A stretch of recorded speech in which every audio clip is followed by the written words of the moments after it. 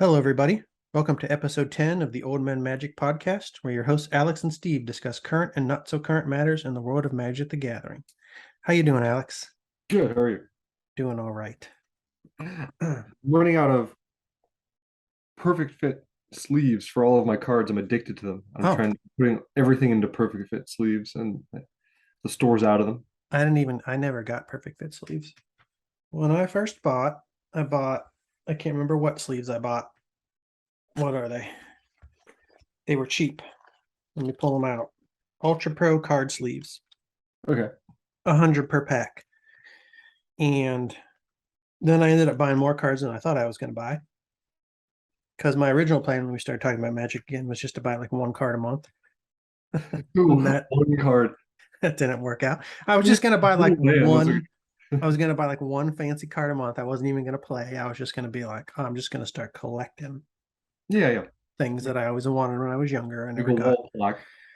It didn't happen. All of a sudden, I was like, I gotta start building decks, and I gotta buy all these commons and all that commons, and there's 50,000 different sets that come out, and I need a little bit of everything because who knows? I got 500,000 decks I need to build before I die.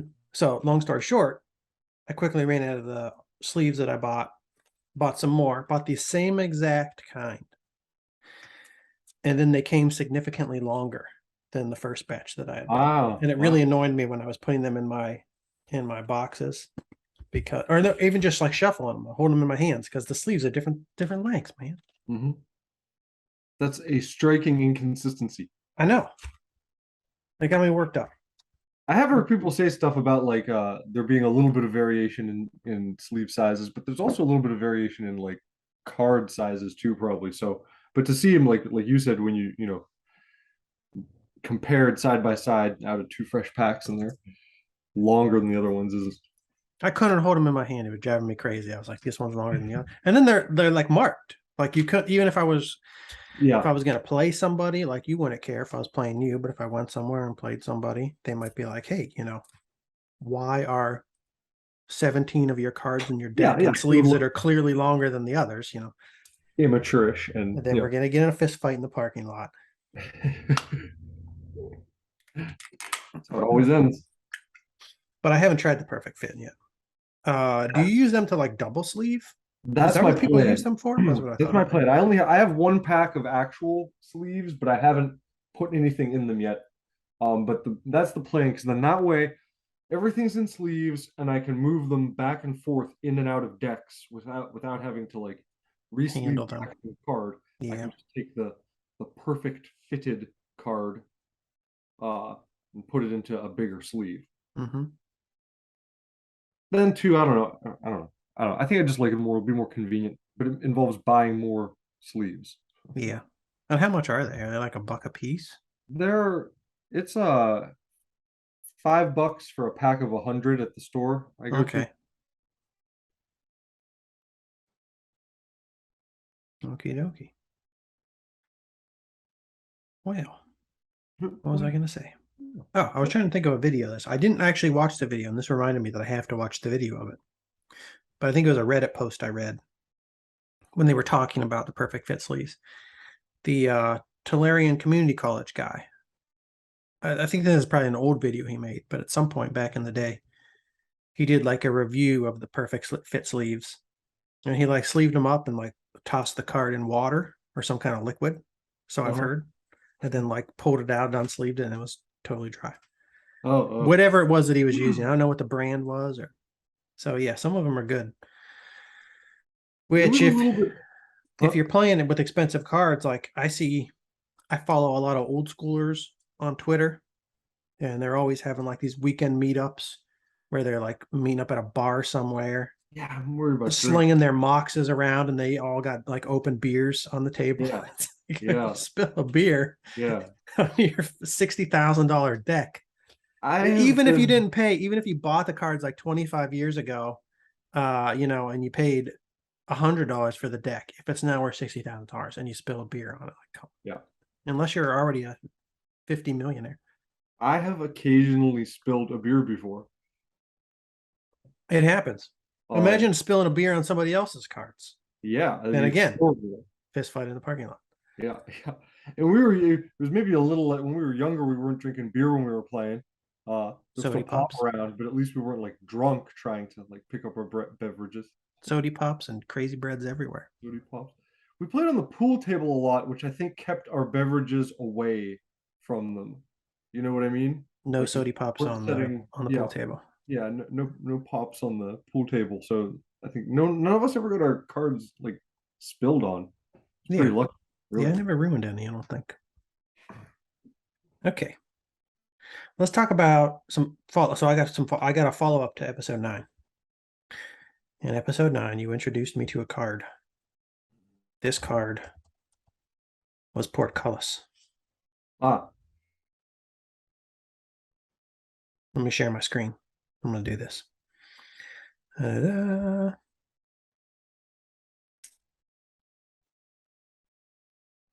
MTG stocks. Sharing the screen. Portcullis from Stronghold. Hold. So Portcullis was the artifact for colorless. Whenever any creature comes into play, if there are 2 or more other creatures in play, set that creature aside. If Portcullis leaves play, put the creature into play under its owner's control. So basically, while Portcullis is in play, there's only 2 creatures. 2 creatures allowed. yes. Everybody else gets set to the side. And I was like, there's got to be some cards you could play this with. Like I wanted to. We're trying to think of a card where you could get 2 cards, 2 quick creatures into play, and then play some kind of spell that you could use to swap one of those creatures with another. Oh yeah. Like do a swap. And I was like, transmute artifact kind of deal. so I was like, there's a green card out there somewhere that I could use, I feel like. And I had Survival of the Fittest in my head, even though I knew that Survival of the Fittest wasn't going to work, but it was the only green card that I could think of at the time that kind of swaps creatures. Survival of the Fittest would not work. I couldn't remember exactly how it worked, but this is an enchantment where you play 1 green and then you choose and discard a creature card. So you don't. I just had this image. I had the artwork in my head of this one like goblin smashing the brains of the other goblin, and I was thinking, I was trying to figure out if this card lets you like remove a creature from the game and replace it with another creature. No, it's discard a creature card, and then you search your library for a creature card and you put it into your hand. I want to take a creature that's already in play, swap it for another creature, put that second creature into play in its place. Yeah. And then I was digging through my. Well, I mean, I was digging through my box, and I found this card. Yeah. Because I had a copy of this, so I was just going through my green cards. Natural Order. From my green deck back in the day. Yeah, 2 colorless, 2 green sorcery. Sacrifice a green creature. So 2 in play with the Portcullis out. You sacrifice one of them after you play this sorcery. Then you search your library for another green creature and you put it directly into play. So this is the card you would use to swap things out for colors. Do you have anything else in mind?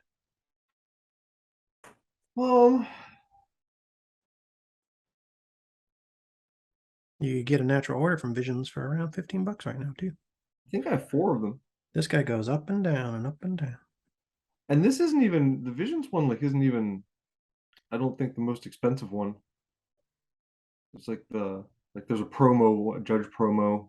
I never count those things. The Portal one's the one I was thinking of. The Portal one's a few dollars more even. I think I have 1 Portal and 2 or 3 Visions. I thought about buying a Portal one because I like it's only a few dollars more, and the art is, I can't tell if I like the art more, but it's I'm into it. I don't know if I like it more than the Visions one, but I'm into it. The Visions art, I don't know if I never noticed this before back in the day. But I definitely forgot about it. But I re-noticed it in the artwork that that jaguar, or I guess he's a leopard, whatever. Go back to it. Looks like he's standing on top of like a dead chimpanzee. I just thought it was a shadow. But he just he got that guy. It's probably a leopard, right? That's what I'm thinking. Yeah. Aren't they the ones that jump up in trees and snag monkeys? I mean, I'm assuming it like Visions seems like it would be picking like the one that was from Africa in the real world, which would get a leopard rather than a jaguar. I think it's a leopard. We don't know though. We're gonna have to cut this part out because I don't know. I'm We're pretty spreading comfortable. misinformation. Unless they mean for it to be a cheetah, but I think it's a leopard. I was gonna say, is it a cheetah? No idea. Anyways, it's a big Cheetahs are cat. pretty thin. Leopards are more thickly built. This guy's thick, right? He looks sturdy, Yeah, strong. bulky. Yeah, but I love Does natural order. In fact, I like it so I that's why like survival of the fittest. You mentioned it the other day, and I don't remember off the top of my head what it does because I always have kind of ignored that card since I learned about it because I like natural order more. you got to discard, and then the thing just the next creature that you pull in place of the card that you discard just goes to your hand. It doesn't go into play. But you But know, stays there around, are right? there are cards that you run with survival of fitness. You know, you play it with things that you can discard and then bring right back to your hand. That's what people do. And it's an enchantment, so it stays down. Yes, You keep over and doing that, over and whereas over again. natural order just does it once. But I like And that you it just brings got to pay creatures. 1 green to do it. Natural order, you got to pay 4 mana to cast Yeah. it. But yeah, that's all. This is the card I was trying to think of when I saw Portcullis last week, and I was like, "What? I want to play something with this, but I can't remember what it is." It's natural order, and that would probably not be a competitive deck. You know, hurry up, get 2 creatures in play Portcullis, and then get your natural orders. Blah blah blah. But it would be fun. Whatever. Whatever. I want to beat somebody with that deck. One day I'll build a Portcullis natural order deck. Now, what about playing portcullis in a different way though? Like you could play No, it so that you stack up those creatures out of play, like and then bring them into play, like in a like a I know. I thought about that too. And then you purposely raise the gate, right? Is that what you're saying? yeah. Nice. You could use it as like a temporary freeze. And And build up creatures that can't be targeted yeah, for a while. And I don't know when you want to do that instead of having them in play. instead of just Very killing them. situational. Well, that's what I thought of If too. you expect the board wipe, I don't It know. would be fun though. It would just be for fun. It would be fun to that'd be build fun. up a whole bunch of creatures and then just like open up the floodgates or the portcullis. As the case may be. But yeah, people who are actually competitive players, they would say like, "Well, you know what? Just fucking play the creature and attack." So I don't know. There might be some instances where it's actually better to do it that way. I'd have to sit around and think. It would be more fun for me to do it that way. Yeah, well, To build them all you up have to and come then up with just these ideas. You have to brainstorm, Yeah. until you find something that works. Okay. Anything you wanted to follow up on I don't after think so. last week's episode? No follow-ups. Okay. So let's talk about angels again, Alex. I wanted to do another angel segments. I'm cool with that. I wanted to do another angels segment. The streets loved our first angel segment. They want more angels content. So I'm here to give the people more of what they want. I'm going to talk about non-white angels this time. All right. I think last episode we might have talked only about the white angels. I'm going to talk about old frame angels because I'm not ready to move past Scourge yet. There's too much that I have to learn about pre-Scourge, so I'm focusing only on the old frame cards. We're I want old. to, huh? We're old. Yeah, that's the other thing too. I went on a Scryfall. I just searched for angels. I searched for angels that were legal and pre-modern because pre-modern's 4th edition of Scourge. And I came up with a list. I'm going to present to you the list. This is Steve's second old frame angel segment where I will cover 8 angels that are mostly new to me. I will cover them in alphabetical order. Are you ready, Alex? Oh, I'm ready. Okay. The first one is another example of a card that's probably not very good, but I would enjoy playing it and killing somebody with it. Copperleaf Angel. I immediately like it. Why? The art? Mostly, yeah. I like Okay. it.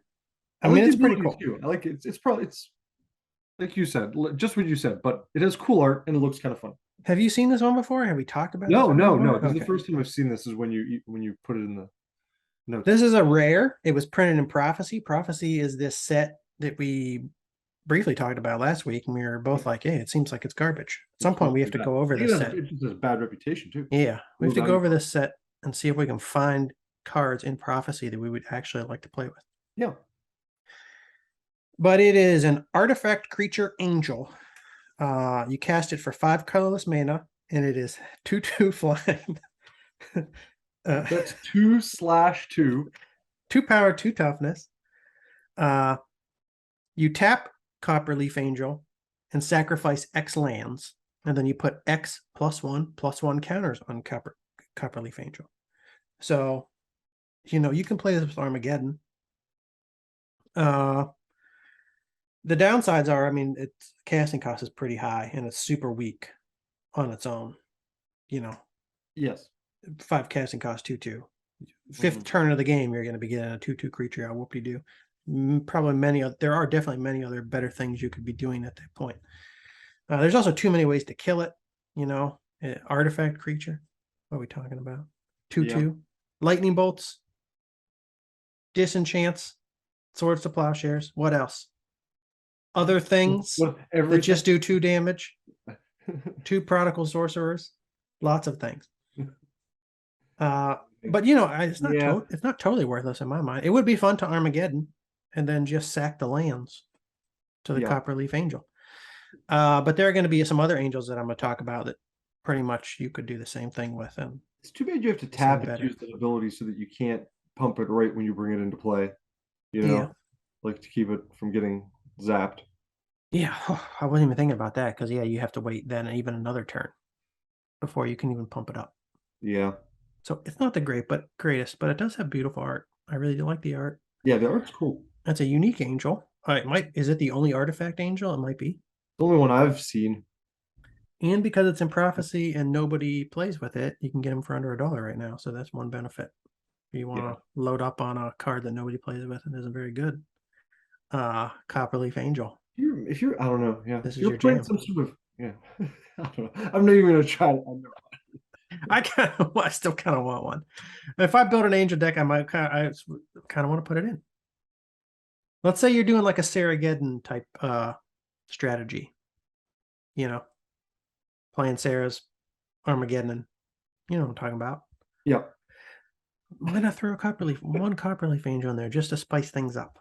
Just to spice it up. Just to spice it up a little bit. If there was some sort of artifact slant in your angel deck that like you had some artifacts in there and maybe some cards that helped you cast artifacts more easily, like your Mishra's Workshop type card or your one of those Thran cards, and then maybe the fact that this was 5 would now it would be like 3 or 4 or something instead. There's this Incubator in your angel deck.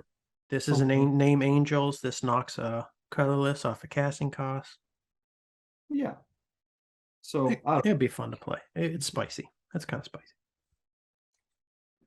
Second angel. We might have talked about this one before. I don't know if we did on the podcast or not, because I just bought some of these and I did mention it. But Jesus. Second angel is Crypt Angel. This is a rare. This was printed in Invasion.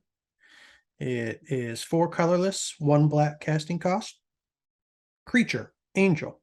It is 3/3, flying protection from white.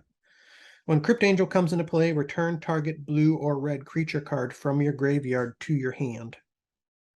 Has a current market price of $1.25. So high casting cost, but this is definitely a playable card. It's a 3/3 flyer with a pretty cool ability. Yeah, and I like that the casting cost is mostly colorless because the card works, with blue and red creatures, so it's a multicolored deck card. Yeah, that makes it a lot better. Yeah, and it makes it easy to cast in that deck. It sucks that it's still lightning boltable, but it also does have protection from white, so can't swords it. Yeah. Here's a stupid question that I should know the answer to, but I just don't remember. Do creatures with protection from white, are they protected from Wrath of God? Or does Wrath of God just wipe everything? And it doesn't target. Again, I know this is a very stupid question. Both used to know this. Yeah, I don't know. Oh my God. Don't know. We have to figure this. We have to figure out the answer to this ASAP. This will be a follow-up for next episode. So I have no Crypt Angels, Alex. You have some Crypt Angels. What are you going to do with this? Did you have a specific plan for it, or you just picked them up because you thought they were cool? Not really, no. I thought it was cheap. and it's a cheap rare, and I kind of like it. That's about all. I kind of like Protection it from too. white is pretty strong. And it works with, in a blue black or blue red or blue red black deck. So, I just thought maybe I'd play around with it at some point. I'm trying to think like what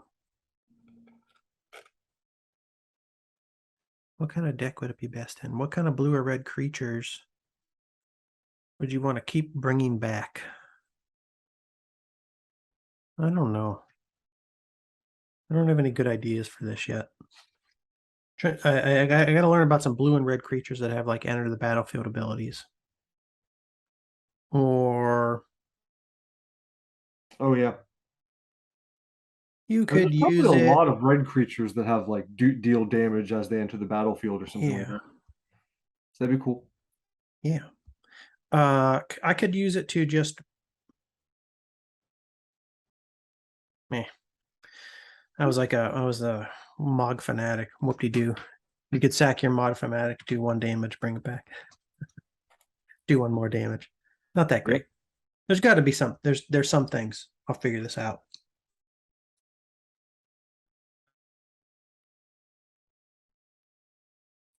This next one.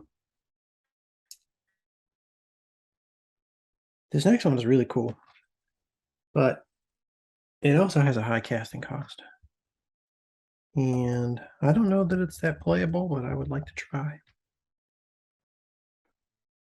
Next angel is Desolation Angel. It was a rare, printed in Apocalypse. Casting cost is 3 colorless, 2 black, which isn't that bad. But when Desolation Angel comes into play, you destroy all lands that you control. Ouch. That's terrible. Just you. Just you.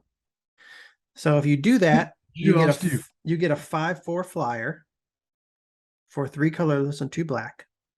However, you lose all your lands. Your opponent still has all their lands. But Correct. Desolation Angel has a kicker cost. A kicker cost is 2 white. If you pay the kicker, you destroy all lands instead. So if you pay 2 colorless, 2 black, and 2 white, it becomes a 5/4 angel flyer that is also an Armageddon at the same time.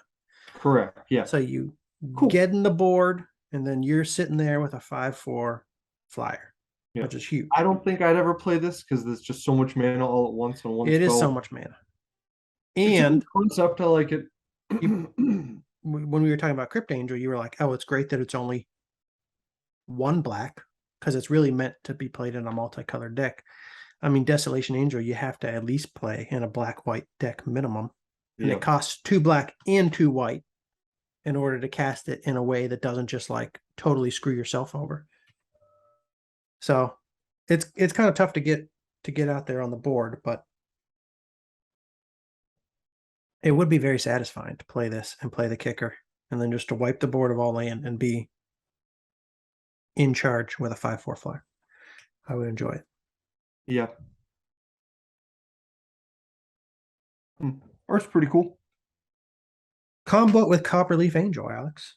I don't think Wrath of God. I think Wrath of God would kill things with color protection. Okay, I think it does too. They've always, I've seen this before. They talk about the acronym DEBT, DEBT, for describing protection from color. It can't be damaged, enchanted, which also includes equipped or fortified, blocked, or targeted. And Wrath of God doesn't do any of those things. That's what I was thinking, that last part, because it's in a target. It's not target. The same as damage. It's not the same as damage, obviously, but I think, yeah, I think it works. I think that's one of the reasons why like Wrath of God has always been so good, is because it gets things that can't be targeted and gets it's things. a board wipe. I mean, people literally call it a board wipe. So you would think that things wouldn't have protection from cards that are considered board wipes. And yeah, I think that's right. Since it doesn't target, they're still vulnerable to it. Oh, But yeah, Alex, imagine playing a Desolation Angel and a Copper Angel. Have a Copper Angel on the board. Then you play the Desolation Angel with the kicker, sack all the lands to the Copper Angel.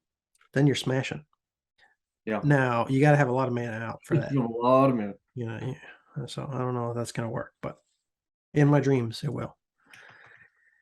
Current market price, $1.18. Another card that's pretty cool. It's flavorful. It's got some spice to it. Not a lot of people play it. Would be exciting to get on the board. Because nobody plays it, it's $1. Yeah. Well, That's it's still a little more than some cards that no one plays. Maybe someone's playing a little It bit. is true. We talked about bulk the other day. It's like, hey, if it's above 50 cents, it's not really bulk. Next, Angel. That is Premodern playable. It's something that I'm trying to pull up right now. This is a classic. This is one of the first cards that I bought when I started buying cards again. And I was buying some Legends. And I bought it because I always liked it back in the day. And because it's been reprinted, it's not that expensive. Fallen Angel. Originally printed in Legends. Reprinted in 7th edition, 8th edition, 6th edition, bunch of other things. Chronicles and then 5th edition, put it in. Masters 25. I see no Chronicles. Oh. Chronicles. There we go.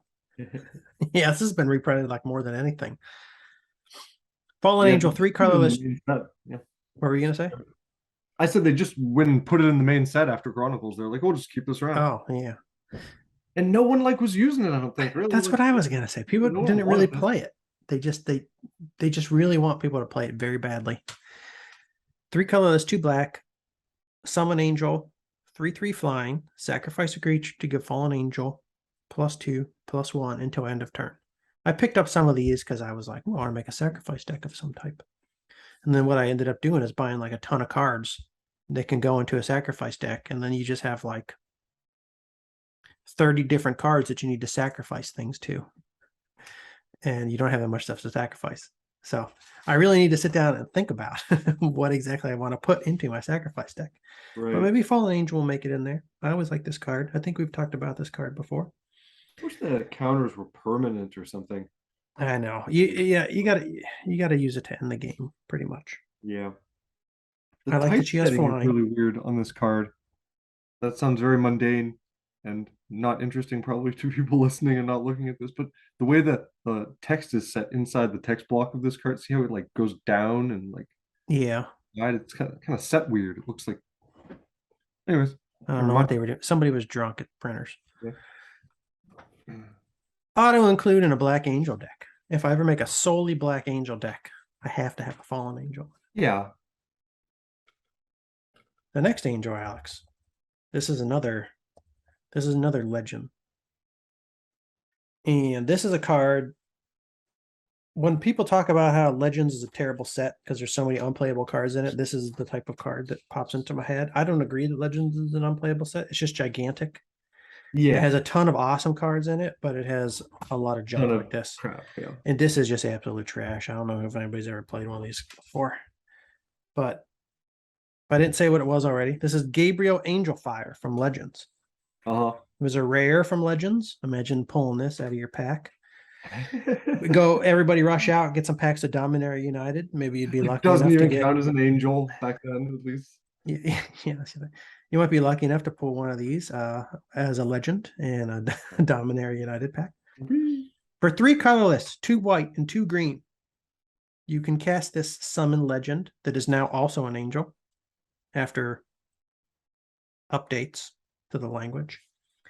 It is 4/4. It doesn't even fly as a base ability. Wow. It freaking has wings, Alex. Wow, yeah. And they're making you pay 7 mana, 2 of 2 different colors, to get a 4/4 that doesn't even fly as a base ability. It's insanity. Painful. It's insanity. During your upkeep, Gabriel Angelfire gains one of the following abilities until your next upkeep: Flying, First Strike, Trample, or Rampage 3. It's terrible. Why not permanently? Why not, because why would they want to make a card good? I don't know. Why would they want to make abilities like one at a time every turn? Then maybe the card would be. That would be different. That would be more suitable for a Legends rare. Cast a big sweet dragon. for that mana. Yes, for a Legends rare that is 7 casting costs, And 2 it's a white, 2 rare, green. not an uncommon. You would hope that would be something if the ability that you gave it remained. But no. You can buy an original Legends copy for about $35 at the moment. Do not do that. Oh, This is I suggest that you do not. do not do that. I don't give financial advice. I'm not a licensed financial advisor. Everything we say on this podcast is not financial advice, except for this piece of advice I'm going to give you right now. Do not buy original copies of Gabriel Angelfire. What can you get it? What are the Chronicles versions going for? 41 cents. If you need to have a Gabriel Angelfire, pick one up for 41 cents. Although don't even do that because this looks terrible, Alex. The artwork's not. The original art wasn't good. This Chronicles copy looks so bad when I'm looking at it. Like, what did they do? How did they make it look this much worse? That much worse? You know, sometimes people talk about the print quality, the inking, the saturation, or the degree to which the colors are saturated or washed out. Some sets just look better. They're printed, they're more vibrant. But there are some cards that when they reprint them with like darker ink, they actually look a lot worse. Yeah. This one, for example. This one looks terrible. Chronicles. Like the Legends is washed out, but it actually looks much better washed out. Well, I don't think, it's not even the first one was too washed out. The second one is like overcolored. They made it like way too bright. It's completely saturated. Over it. It's like, and I think Chronicles had a problem with that kind of in general. The cards were a little too like overcolored. Yeah. With the like bright reds and bright, oranges. Yeah. Some artists just shouldn't do figures. Fire looks very confused. Like, no disrespect, but this is not chewing on the sword. This is not a good figure drawing. I mean, what is going on with the fingers? The face is barely a face. What are we doing here? No disrespect. Next card. This one is not terrible. We just went through some terrible angels, Alex, but this one is not terrible. All right. It's also not the most amazing, but it's interesting enough for me to want to play. The next angel is Iridescent Angel. It is a rare from Odyssey. It's also a mythic rare and from the Vault Angels. I just don't know exactly. What are these in the vaults exactly? Do you know? From the vaults. So my understanding is that they're sort of like secret layers kind of thing. It's like a pre-set block of cards, and I think you buy the whole thing, and it's like 15 cards or something like that.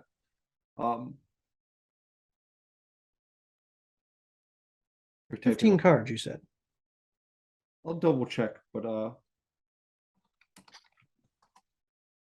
it's a small like pre-made set. It's not like the kind of thing where you buy packs that contain random cards from a larger set. It's just like you buy it, and it's each box set contained 15 blah blah blah, aside from one of them which contained 20 cards. They were $40, and they were on sale for 10 years, from 2008 to 2018, and then they were replaced by the Signature Spellbook series, which is like a thing they've had recently, but I think that might be even done too now. But the point is, it's a set block of like 15 cards that you would buy, and they have a theme: dragons or relics or legends or something like that. And one of them was angels, and you could buy this block of 15 angel cards. It had a Chroma Angel of Fury, a Chroma Angel of Wrath, Archangel of Strife, blah blah blah, Iridescent Angel, Exalted Angel, several angels. Lightning Angel was in there. Ooh. The old ones, well, let's see. The old ones were Sarah Angel, Lightning Angel from Apocalypse, Iridescent Angel from Odyssey, Exalted Angel from Onslaught, and then all the other ones are. Wait, is Legion's an old border set? Can you remember? Yes. It is. That's what a Chroma's in. That's a Chroma Angel of Wrath. And then all the other ones were, the rest of them are new bordered sets. I wonder if people collect those actively. I don't know, probably just depends on the art or the treatment they gave them. Yeah. Not I sure. always just like to have the original, but Me too. Usually, almost always. yeah, I'm not into this one either. The iridescent angel. Here it is, an angel from the vault artwork. It's Not cool really that she's into at it. least iridescent in this one. That is true. But I mean, it's not horrible, but it's a new border, and I don't like how the border's rainbow too. But iridescent angel, anyways, is 5 colorless, 1 white, 1 blue. Creature angel, 5/5 flying. Sorry, 4/4 flying. Protection from all colors. Yeah, hey, not bad. One more casting cost total than like a Sarah Angel or something. Wait, oh, and Sarah 2. Angel 5. Sorry. Yeah. Um. I mean, the protection from all colors is pretty big. Yeah. Yeah. But yeah, not easy to cast. So tough to get out. I wrote tough to get out, but also tough to deal with when it is out. I'm kind of in. I'm into it. White, blue. Those are control deck colors.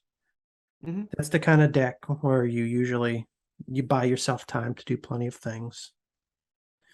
You should be able to make it long enough in the game to cast this. I guess the question is always, what else could you be casting instead of Iridescent Angel? Would it be more worth it? Take fewer resources, do more damage. Yeah. I like the face. This is the face. This is what I do. There's a face that I make when I see something that makes me go like that. It's definitely a very frowny face. So I'm into the art. Way better than Gabriel Angel Fire. Yeah. Come on. Come on. What are we doing? The next one. I like this card. I don't know why. I probably like it more than I should. I want to play it. I don't know really if people play it or not. I don't know if I'd like it as much if it wasn't reserved list. Uh-huh. Selenia Dark Angel, aka Selenia Gomez, aka Jessica Alba. This is a rare from Tempest. It is a reserved list card. It's 3 colorless, 1 white, 1 black. Summon Legend counts as an angel. 3/3 flying, pay 2 life to return it to owner's hand. So, yep. Keeps coming back. Keeps coming back to you. That's a good thing. We've seen several angels that you can keep, bringing back.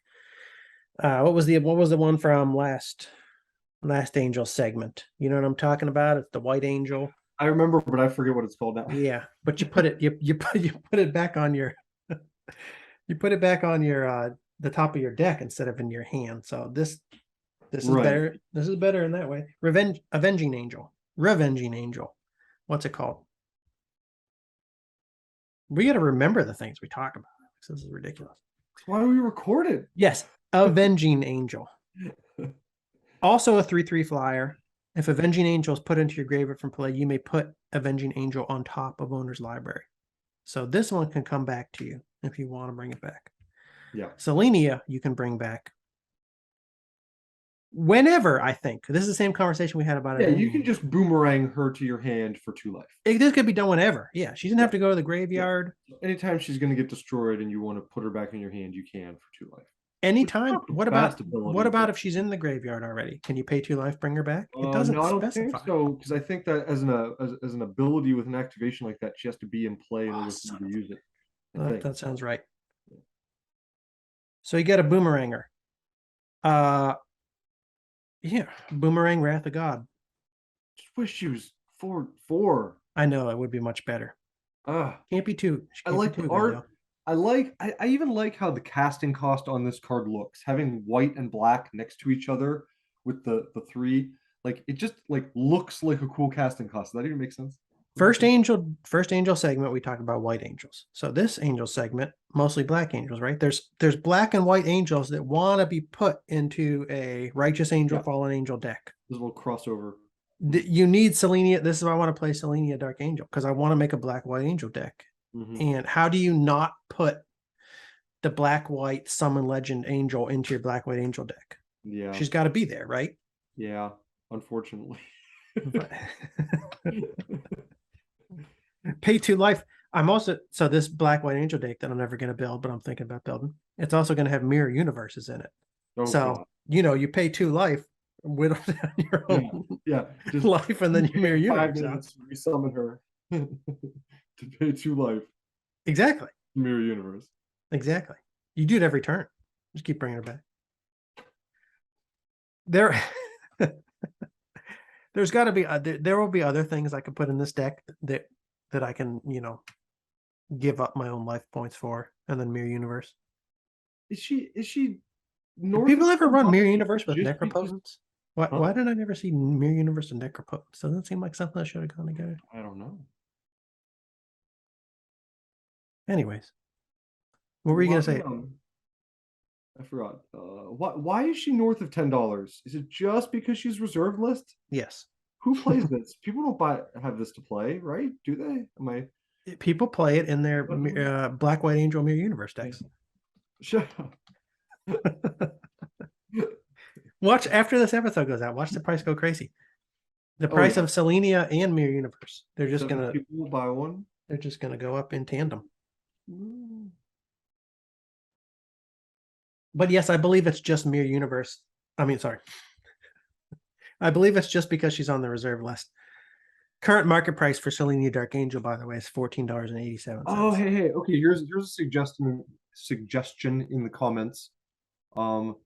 Something about an EDH using her as a general, and then she can bounce herself for free, so that you don't, because normally her casting cost would increase. You know what I mean? Every time you want to recast her, if she's your commander. So Okay. this way you can bring her back to your hand, and then you can recast her for her base casting cost every time without it increasing. I guess that's some way that you do a combo. Okay. Here's another combo, Alex. You have to use that with something still too, but You play her with 3 ivory towers on the board, and you just bring her back to your hand every time. Right? Before your upkeep, you bring her back to your hand, and you get 3 points you get 3 life points back from your 3 ivory towers. So you're netting 1 point every time you bounce Selena back. someone on Gatherer does mention Mirror Universe, Steve. But then you have to pay 5 to play her against. Oh, see, there we go. Selenia Mirror Universe.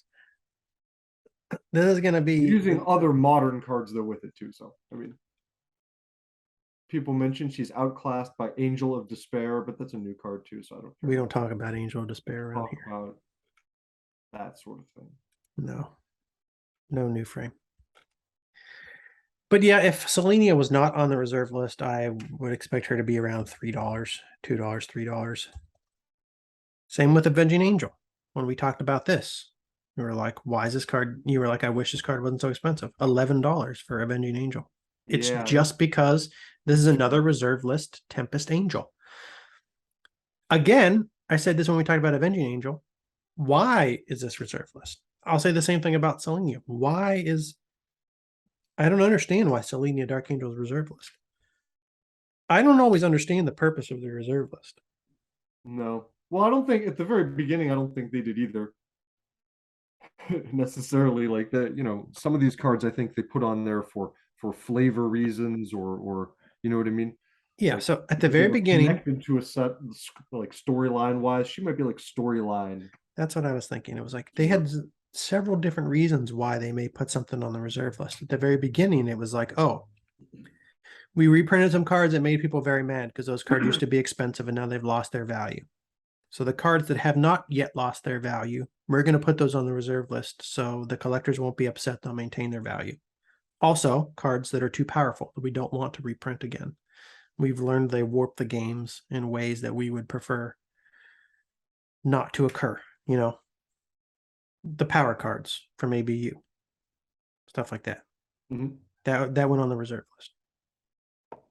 But then I've also seen talk of, we put some things on the reserve list because we want to have certain cards that are like associated, like you said, with the flavor or the storyline of a particular set. These cards, we want them to remain unique to that set or that block or whatever. Yeah, you see a lot of like specific, like proper named cards, like their character in that set. Okay, so maybe Selenia. Like, that doesn't explain Avenging Angel. I don't understand Avenging Angel. No. Also, sometimes they'll put things on the reserve list because they had a mechanic that they didn't like, I think. And they're like, we don't want to Yeah. bring that back. But that doesn't explain Avenging Angel But I either. think Because there it's were just, also just like 2 or 3 sets there where they just like overused it a little bit, and they were like, "Oh shit, we got to dial back on this. Like we're reserving too many cards." there's a lot of stuff from Mirage on the reserve list. I know Mirage is the big set, but Like, right when they first introduced it, I guess, or I don't know, the whatever set was, I don't know. Anyways, yeah, that's probably why Selenia Dark Angel is $15. You might, if you really want one, you might just want to wait until the economy continues. It's yeah, I'm not gonna buy one just just 'cause downslope. In 2020, it was 250, 272. 2019, it was a $4 or $5 card. Yeah, this is one of those things that's just like 3x'd after the pandemic. It hasn't come back down yet. It'll come back down. I don't remember if I bought one. I think I did buy one recently.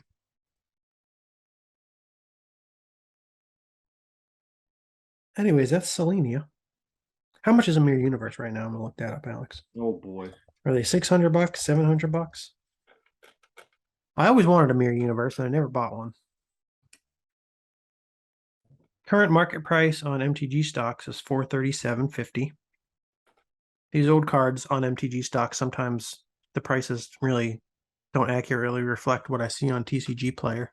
For sale on TCG Player, you're looking at like 350, 400 or something.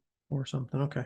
There's one game store there. It's a well-rated game store, lots of sales, brick and mortar store, 100%, 25,000 plus sales. They have 4 of them Damn. near mint for $410 each. Damn, girl. So Alex, that's sounding enticing to me. Foglio art. Tap, sacrifice Mirror Universe in your upkeep. Trade your number of life points with opponent. And I love how they have to, for example. For example, if you had 2 life points and your opponent had 10, you would now have 10 life points and your opponent would have 2. they couldn't even say now have 10 and they would have 2, but like they keep saying life points. Talk about an unnecessary addition to the text. I mean, we're looking here at a card that does not have to have like 5 sentences of flavor text, or not flavor text, rules text. Doesn't really even need that last part either. Affects the prevent or redirect damage may not be used to counter this change of life. I always wanted one of these though. I remember it was a hot card. I mean, back in the day, it was one of those, yeah, higher end, black border set cards. I remember seeing some back in the day at Hot Shots, being like, I want to switch my life. You bet I do. Pretty cool card. Yeah. Pretty cool art. There's nothing else like. Has there been anything like this printed? Oh, since? I bet there has. I bet, especially in like new border cards. I bet Really? a lot. Yeah. So I couldn't say, but Then don't say, Alex. Then you shut old border cards, maybe not so much. I would hope that they want it.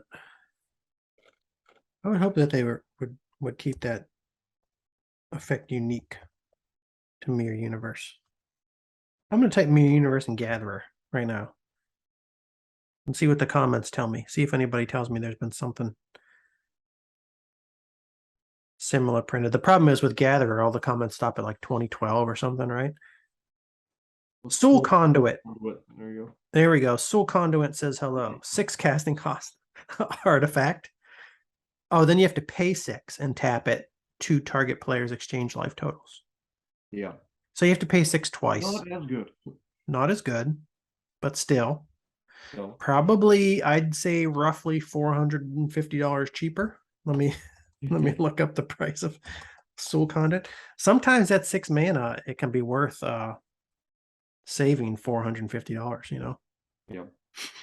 50 cents. Yeah, market price 50 cents. Man, if only this was not a new border card. I would have fun with Soul Conduit, printed in New Phyrexia.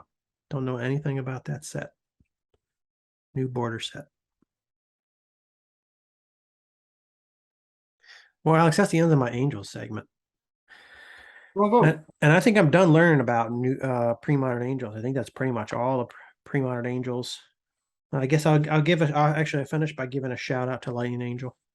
Lightning Angel has not been featured in any of my Angel segments, but we did talk about Lightning Angel, I think, in like the very first episode we ever recorded. Okay. When we were discussing pre-modern angels or pre-modern creatures under $1. So Lightning Angel's a badass.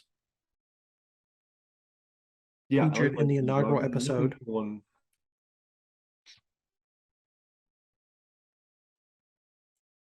All right, so I think I've gone through all of the pre-modern angels, all of the old frame angels. I bet there's still some. I don't know, man. I Skyfalled. I'll try. Oh, I Skyfall. What could I possibly be missing on Skyfall? yeah, I guess you're right. If you did it by Angel, we didn't talk about Sarah Angel, but I figured I didn't have to. You know, you do that. That's just crazy, man. Everybody knows Sarah Angel. Everybody knows all the cards we're talking about, also, but we're doing this for our own benefit. Yeah. We're trying to learn about all the cards that everybody else already knows about that we miss. Well, let's move on to the next segment, Alex. Our next segment, which is MTG news or MTG finance discussion or MTG purchases. It's basically whatever it is we want to talk about. All right. Sweet. I do have some things that I want to talk about.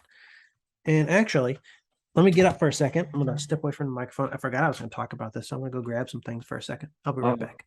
Right. He's going. Okay, I'm back already. Lightning fast. I wanted to talk about my second visit to an LGS in the past 20 years. I went to another LGS, Alex. I found one closer to my house, and it was a place that actually had boxes that I could rifle through. So it wasn't like a hardcore gaming store. It was kind of set up as like a tiny little flea market. And it had like different areas selling different things. About half of the place seemed to focus on different like games, board games, video games, and then there was a card game section with some Pokemon and some Magic. Like I said, he didn't have, it wasn't a hardcore Magic collector, a hardcore Magic dealer. He didn't have binders full of only Legends or Arabian Nights, or it was kind of just whatever came in. That's what he had at the time, and he would just throw them out there and let people sort through them. Some of the boxes that he gave me, they were under the case, but I could tell they just looked like somebody's collection that came in, sold them, and he just kept them in the same box they were sold to him in. Really? Yeah. But I got to actually dig through the boxes. Things were already, they had stickers on them, sticker prices. So they were pre-priced. They didn't have to look it up online the moment I pointed to it. Yeah. And quote me whatever it was, the current, whatever, they didn't sell it to me for whatever the current price quoted on MTG stocks was. So if there is a time where there's a ridiculous buyout and Captain Sisse goes from $15 to $75 in a week, this is the kind of place I could maybe go in, find something for the pre-buyout price. Yeah, I'm glad you had an enjoyable experience. But I started digging through, and I just picked up a few things for like $2 to $5 that looked interesting to me. Cards, they were all old frame cards that were pre-modern playable from sets between Revised and Scourge. I did pick up a couple of Revised things too. I bought what did I buy? I almost bought a Swords to Plowshares. And I was like, no, I have 4 Swords to Plowshares. And then I came home and I only have 3 Swords to Plowshares from back in the day. I was very upset. And then I bought another thing from Revised that I don't remember right now, so I won't talk about it. But it was just like just some small card, kind of like Swords to Plowshares, like a staple that I knew I didn't have 4 of, and I was like, I'll snag that. But I'm going to go through the other cards that I picked up. So one of the first things that I picked up was this card right here that I'm showing you, Alex. Ristic Tutor. Ristic okay. Tutor. This is a card from Prophecy, which is that terrible set that we talked about. Not really talked about, that we mentioned. Said we're going to have to talk about in the future. And when I first saw this card, I didn't know what Prophecy was. I had never seen this symbol before, like these crystals. And I was like, I don't recognize this symbol, but it's an old border, so I'm assuming it would be in a pre-modern legal set. So I just bought it. But Ristic Tutor is, I'll pull this up, share my screen. If you don't already know Ristic Tutor. I have it up right now. 2 colorless, 1 black. 2 colorless, 1 black sorcery. Unless player pays 2 colorless, you search your library for a card, put that card into your hand, then shuffle your library. So, you know, all the pre-modern tutors are expensive. Worldly Tutor, Enlightened Tutor, Vampiric Tutor is banned in pre-modern, but it's from Visions. Also expensive. What's the one that I didn't mention? Mystical Tutor. Like, these are all like $20 to $50 cards. Mm-hmm. Ristic Tutor's $2.26 market price right now. On top of that, you get to put the card in your hand as opposed to on the top of your library. When you put these cards on top of your library, you know, you always run the risk of somebody just doing something to remove it. Of course, the idea with those cards is you play it at a time where you can do something to put it from the top of your library into your hand. But I never loved the fact that those tutors didn't put the card into your hand. You know, they put it on top of your library instead. No, but that's, we were spoiled. We were spoiled by Demonic Tutor. Yeah. You know, we played when the only tutor that existed was the best tutor in the game. Yeah. You paid 1 black and 1 colorless, and you just went and got whatever card you wanted to put in your hand. Now, the tutors from Mirage, Vampiric Tutor from Visions, they're just one mana. Ristic Tutor's 3 mana. I get that. Also, I get that, you know, your opponent could just pay mana to prevent you from essentially casting this. But still, you just play it when they're tapped out or something. This seems to me like it should be based on the price of the other tutors. It seems to me like it should be more than $2.26, right? Why is it 40 times cheaper than the other tutors? Yeah.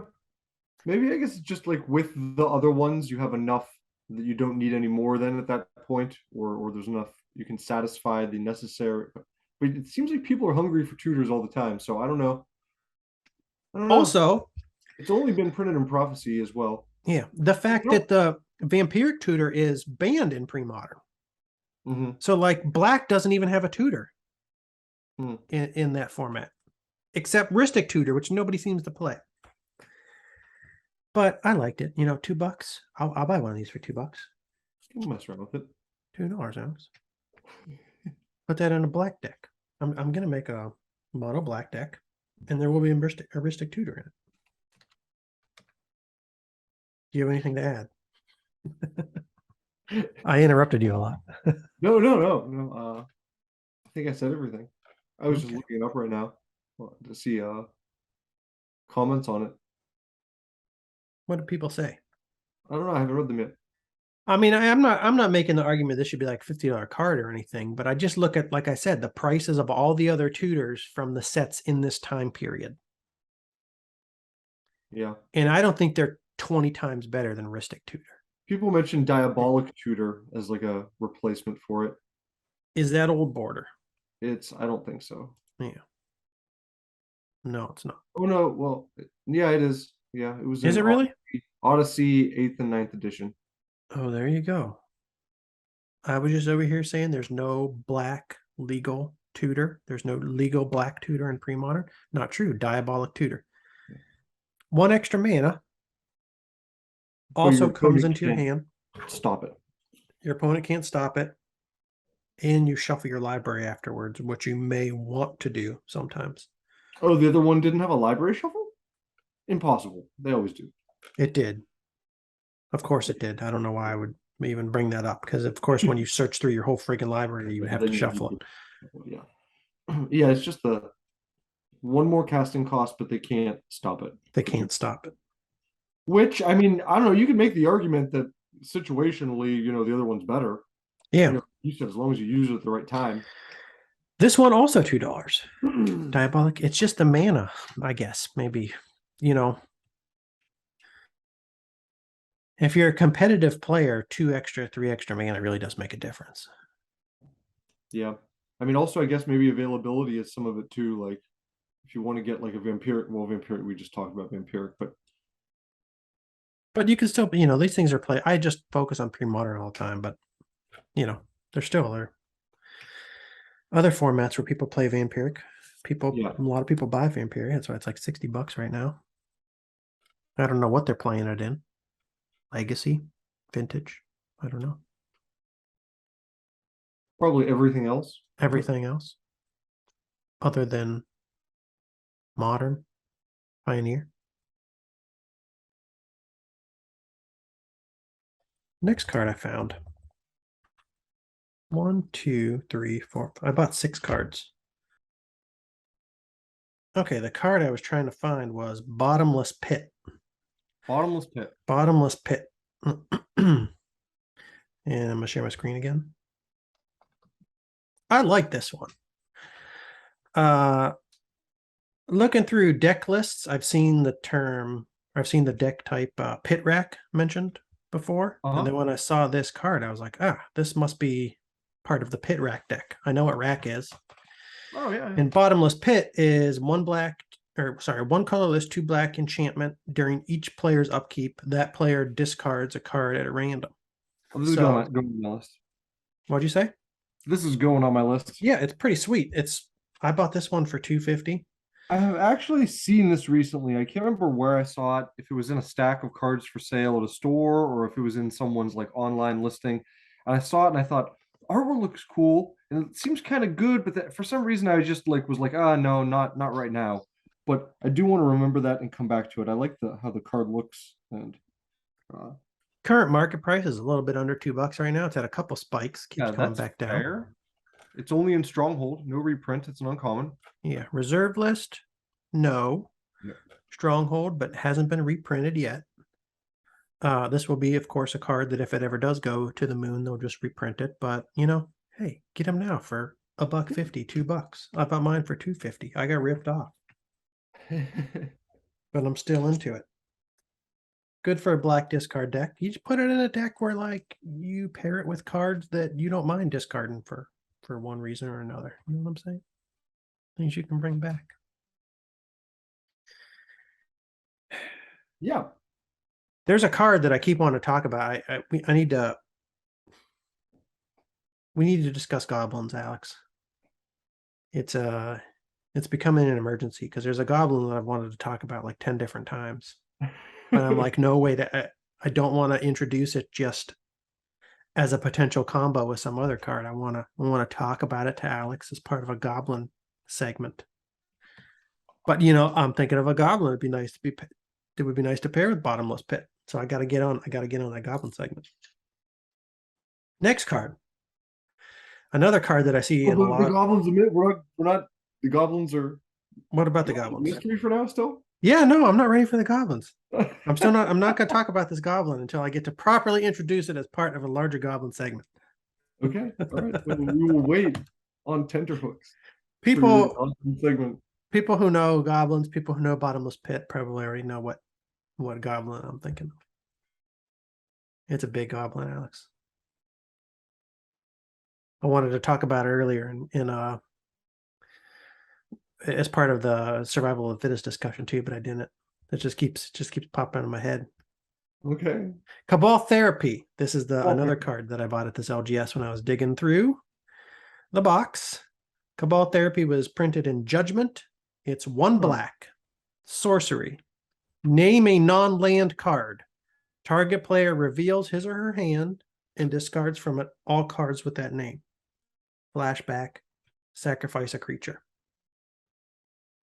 I see this a lot in black discard decks. People love Cabal Therapy. This sounds good. It's only 1 casting cost. You get a second use out of it by sacking something. Yeah. It doesn't even go back to your hand. You play it straight from the graveyard. You have to use it hopefully in a scenario where what you have a good guess at what's going to be in their hand. Exactly. I mean, I don't know. I can see It's good. It gets a lot of play. if you use it with something like some Urza's glasses kind of type effect where you can look at their hand, or one of those cards where people have to play with their hands open. It's Is funny you that said too Urza's unique to glasses. that, or It's funny you is that said wrong? Urza's glasses Right. because I was looking at I don't remember what I was looking at just yesterday. A pile of revised cards somewhere online. And I was like, I was trying to put together a list of like the base set cards that I still need to get copies of, that I know that Block I'm going to want to. devices and things Like I don't have Wrath of God right now. I want Wrath. Things that I know I'm going to play. I was looking through a list and I came across a Glasses of Urza, and I was like, okay, this is great. This is a card that I'll never have to buy. Like I was going through this list and I was, immediately marking things that I'll need, and I was like, oh, look at all these things that I won't have to spend money on. And Glasses of Urza was one of them. I was like, yeah, I'll never want this. But who knows? Did you One just think the one beta casting version is more cost, expensive than the alpha? one casting cost, tap it, and then Cabal Therapy. Be like, you're in trouble, buddy. I Well, know what what's you got. I'm naming what you got. I know what you got in your hand. Revelation? Secret one? All players play with the cards in their hands face up on the table, 1 green, enchant world. So if you're playing in a deck that uses Revelation, like it would be good, Yeah. like that. Or There's another card that people play. library or hand. There's another card that people play in black discard decks too, Duress. I don't know if you've come across Duress yet. I've heard of it, yeah. It was first printed in one of the Urzas, I think. It's been reprinted so many times. Urza's Saga. Wow. Yeah, it is. It's a good card. Look at target opponent's hand. Choose a non-creature, non-land card. That player discards that card. Well, Cabal Therapy is the same. Reveals hers or her hand.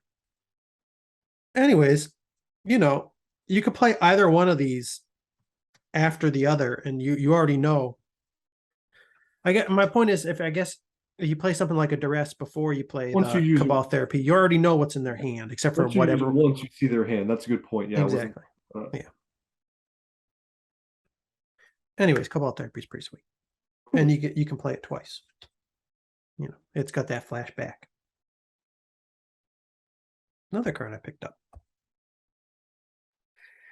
I was just buying things that I heard people name when I was listening to Premodern streams or looking through Premodern deck lists and stuff. Parallax Tide. I'm familiar with this. A card from Nemesis. 2 colorless, 2 blue. Enchantment. Fading 5. Remove a fade counter from Parallax Tide. Remove target land from the game.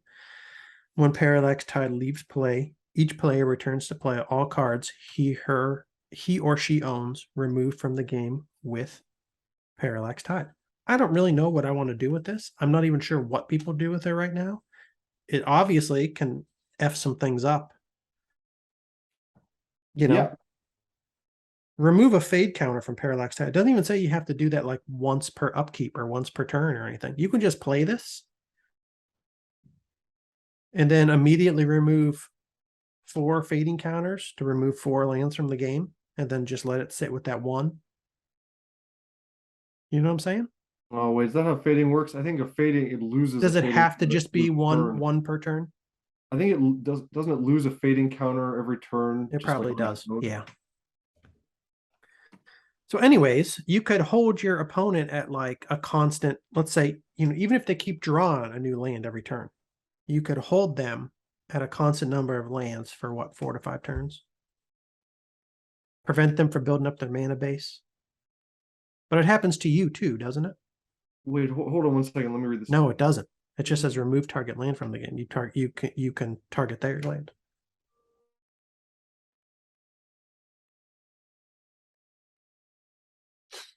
Okay, so yeah, so when this comes into play, it has 5 counters on it, and it will lose 1 each turn, and then each turn.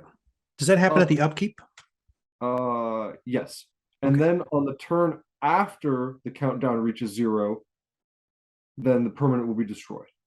Okay. It's like every time that it checks, like the next upkeep when it doesn't have a counter on it, then it will be destroyed that turn. So, but you have to remove a counter to remove a land. So if you want to target 4 lands, you lose 4 fading counters, and then the next turn it loses the 5th on its own. Can you do that when you reading this card? Can you remove more than one a turn? I don't see why not, Okay. unless they've changed it. But Yeah. according to the card, it seems like it.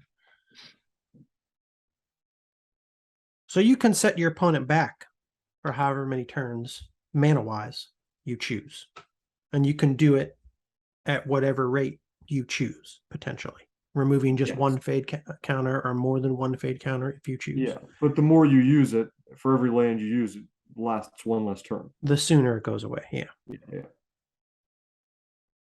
I What don't I'm know. wondering about is there a way to put more counters onto it?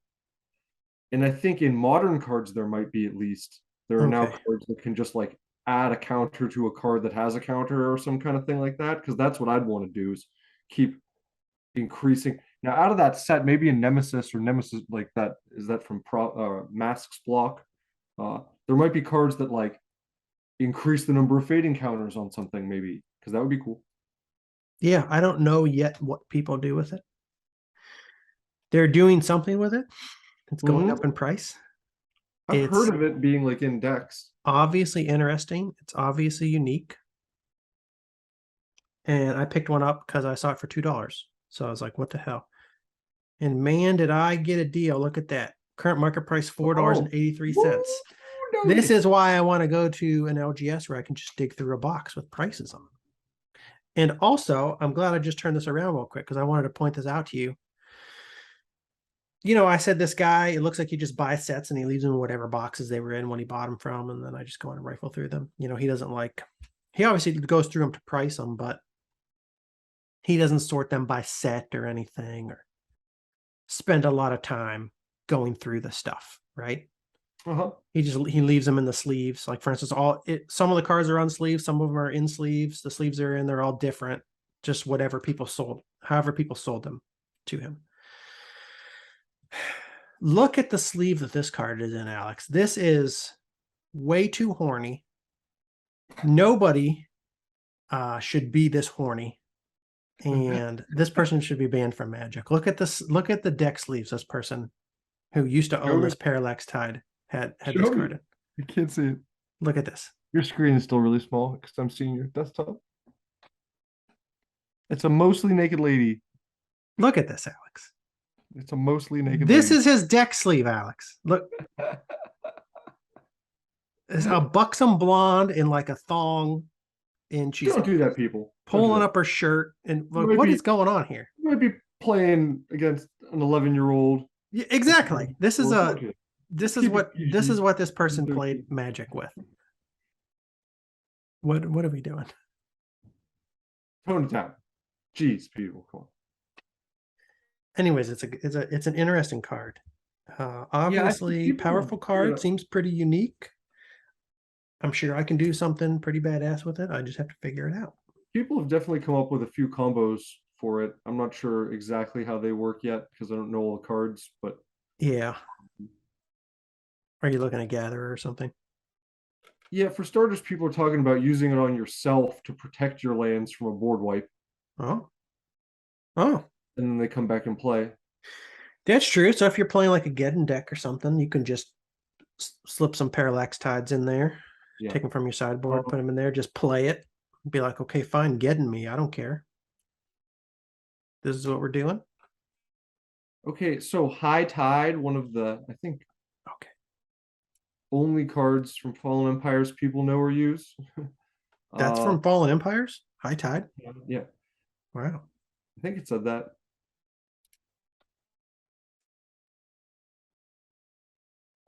What does High Tide do? Different in the Fallen Empires. It's a 1 blue instant. Until end of turn, all islands produce an additional blue when tapped for mana. So it's actually a good card. I mean, like, it's been reprinted in, I don't know, what did it say there? Lost it. It was in Masters Edition and Vintage Masters. in addition to Fallen Empires. High Tide. Still has almost no value. The Fallen Empires one is worth like $1 or something. Hmm.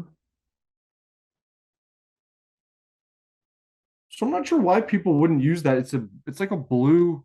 I mean, I guess it helps your opponent too, but Yeah.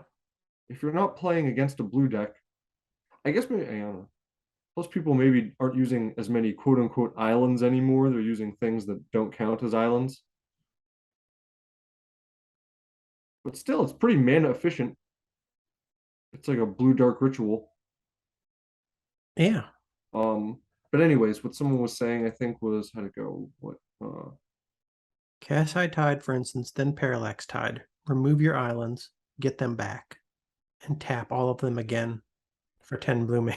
Really? That works? didn't What? explain it very well.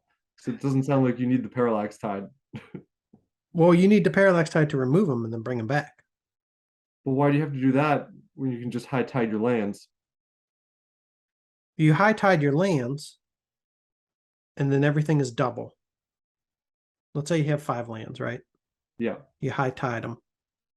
You had to tap 1 to play high tide, so you have 4 left. Tap them for 8 mana. Uh-huh. Then I think what they're saying is When you remove them, they come back in use untapped. Parallax Tide to target them all to remove them from the game.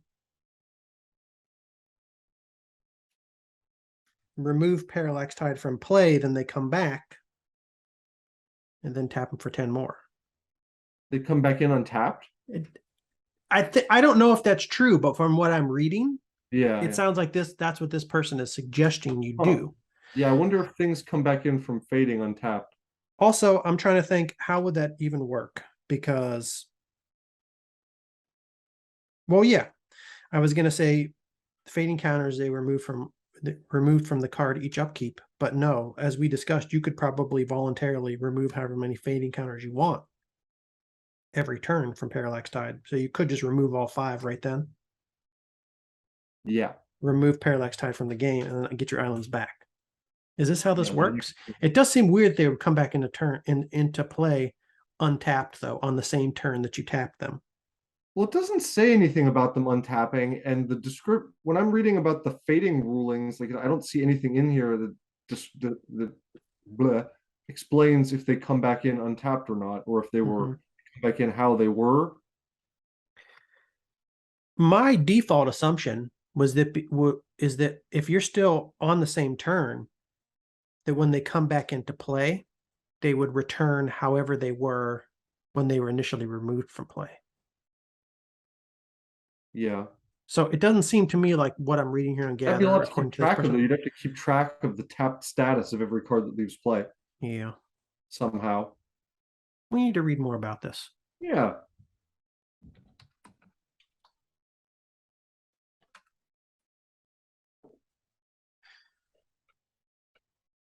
It sounds like some people are disagreeing with this person too. Oh, yeah. Yeah. You can't ramp with Parallax Tide unless you tap and exile your lands in response to the fading trigger during your next upkeep. You don't only have the mana during your upkeep. You might be confusing fading with vanishing. I've never heard about vanishing. Let's revisit this on a later podcast. Okay. Yeah. This is the kind of card when I bought, I'm like, I don't really know what to do with this. It seems complicated. I'm sure there are some. And you could definitely slow them down a little bit with it. Yeah. Give them 2 turns without 3 land, and then it's worth the 4 mana for you. Exactly. Even if you don't do anything clever with this, at least you would be able to remove a fade counter every turn for 5 turns and remove a land from play for them for 5. So basically, you would freeze No, them. because you lose 1 every turn anyways. So you lose 1 every turn anyways. yeah. So it starts with 5. I can use 1 to remove a land. Then the next turn, 1 will go away on its own, and I could use 1 to remove a land. Then the next turn, 1 would go away on its own, and I could use 1 to return a land, and then it would be done. And then the next turn, those lands would come back in. Okay, 3 turns. Yeah. 1 each turn for 3 turns. I think you could get out of it. That seems pretty decent, though. It does, actually, when you break it down that way. Yeah. If it really does work, then it waits till the next turn. Then again, I'm coughing into the mic. sorry. Okay. Next card. Next card. Next card is a card from Scourge. It is Wirewood Symbiote. 1 green, 1/1 creature insect. So with Wirewood Symbiote in play, you can return an elf you control to its owner's hand to untap target creature. Play this ability only once each turn. Huh. So, interesting card for an elf deck. You can use it to protect elves that you have in play, because you can bounce them back to your hand. Yep. You can also use this to, essentially, if you have elves that you can bounce, this can be a, what is it, like I would say a Quirion Ranger type card. What is Quirion Ranger now? Did you know what it does? Yeah. I don't know. Is that the one that untaps for you? Queer It and does. Ranger and Druid, or both? Yeah, Quirion Ranger, return a forest you control to owner's hand, untap target creature. Untap a creature. Yeah. So you could use it on a creature instead of a forest to untap a creature. Yeah, I like it. Exactly. So you can use this to bounce elves to protect them, I'd rather have that creature bouncing and option. it becomes a Quirion Ranger. And when you're running elves, you're going to have mana elves too. So untapping a target creature is often pretty sweet. You can untap like a Priest of Titania or something. Which if you have multiple elves in the game, you could tap a Priest of Titania to generate 2, 3, 4 mana, depending on how many elves you have in the game. Untap it, tap it again. Wirewood Symbiote. Something neat like this recently, but I can't remember now. Wirewood Symbiote is currently going for a market price of $3.50. I overpaid for this, Alex. I paid $4.50. So I beat him on the Parallax Tide, but he got me on the Wirewood Symbiote. And then the last card that I picked up when I was digging through this box, Ghost Town. Oh, yeah. I grabbed one of those. I don't know if we talked about this before. I think I just mentioned it a long time ago because I like the art on it. And I like having all these lands with different art. Yeah. Different art, different abilities. Ghost Town is a land from Tempest. You tap Ghost Town to add 1 colorless mana to your mana pool. Or for 0, you can return Ghost Town to owner's hand. Use this ability only during another player's turn. So somebody trying to destroy your land. Yeah. By some Ghost Towns. It's good in combination, yeah, again with board wipes and stuff like that. So I don't know if I'll use it, but it's kind of neat. I don't know if I'll use it either, but I got it for $2, and MTG Stock says current market price of $3.22. So I screwed the guy, Alex. I got $1. I got my money back. He screwed. I beat him on Parallax Tide and Ghost Town, and then he got me on Wirewood Symbiote. But overall, I came out the victor. This is why I like digging through boxes and not having people look things up in real time when you point to them.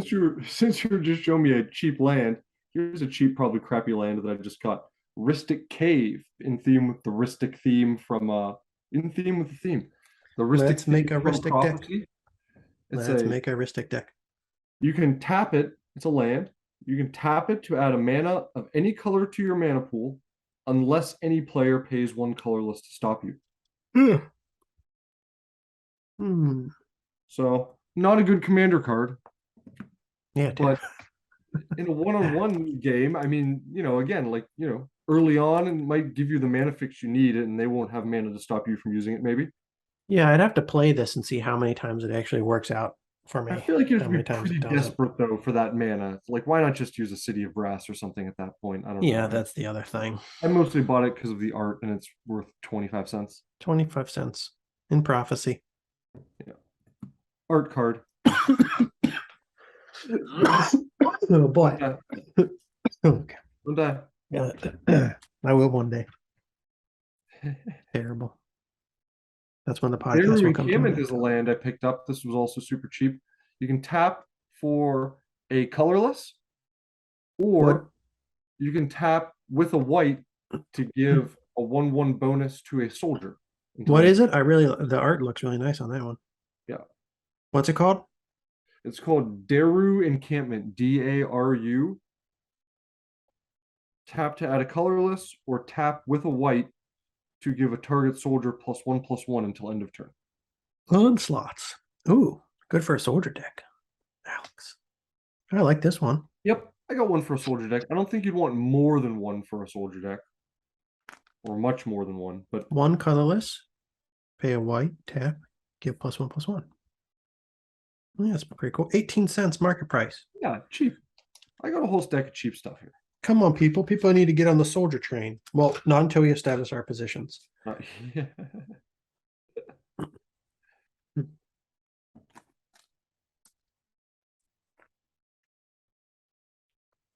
Where did you get a stack of stuff? Did you go to the shop recently? No, I ordered a whole bunch of commons. Okay. Oh, okay. Well, that's it for my LGS purchases. My second trip to an LGS. I guess it would be my third, because the first trip that I talked about in that episode was a bust. Was a bust. They didn't sell any singles. So this is my third, and it's the first one where I actually found somebody who just had boxes of cards out that I could rifle through. Good. I'm glad. I got to stop by there at some point too, because again, well, I went. This is probably like a month ago. I bought these cards. Just haven't talked about them. I need more bottomless pits. I need more Cabal therapies, and I need more Wirewood symbiotes. Yeah. I'm gonna make a pit rack deck, Alex. Okay. I'm gonna make you discard everything. I'm gonna damage you. Megrim's gonna go in it. I haven't been looking at discard cards too much yet because I played it a lot back in the day, and so I kind of wanted to do something else for a little bit, but I'll be back to it eventually. Cabal therapies, duresses, bottomless pits, Megrums, hypnotic specters, just because I have to. Oh, they're so good. Oldie but a goodie. I think people still play them sometimes. I think they probably do, at least in certain formats. I have an unlimited one. Woo! Ooh, look at you. When are you gonna retire, Al? What? When are you gonna retire? Hypnotic Spectre on MTG stocks.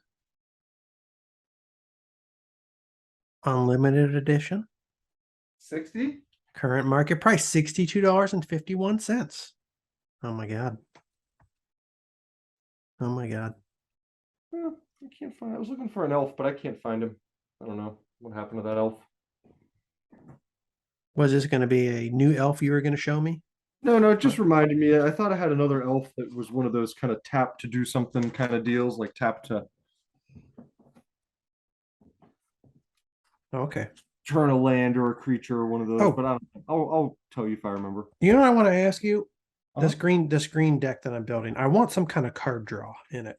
And you mentioned when we were talking last episode, there is an elf where you draw a card every time you play an enchantment. Oh, Femeref Enchantress. Really? Yeah. From Visions? No. Oh, an elf? Did you say an elf? Yeah. Oh, sorry. Yes, there was an elf. Maybe it's every time you play an enchant creature, or there was a cheap elf that had a card draw ability, I thought. You know what I'm talking about? Did I tell you about it? I think you did. Ah, darn. Maybe this is the one I'm thinking of. Oh man, so it was cheap. It was like $1 or maybe even less. And it allowed you to draw cards when you did something. I don't remember if it was when you play a creature. I thought it might have had something to do with enchantment. And I was like, oh, if that's the case, this would go well in this deck I'm trying to build with Rancors and Elephant Guides. And never mind. If you don't know off the top of your head, we'll figure it out. If I figure it out, I'll send you a message. Okay. Sorry. Yeah, Ephemerate Enchantress. Whenever an enchantment is put into any graveyard from play, draw a card. I thought that there was a card. I thought it was like an Urza's in the Urza's block.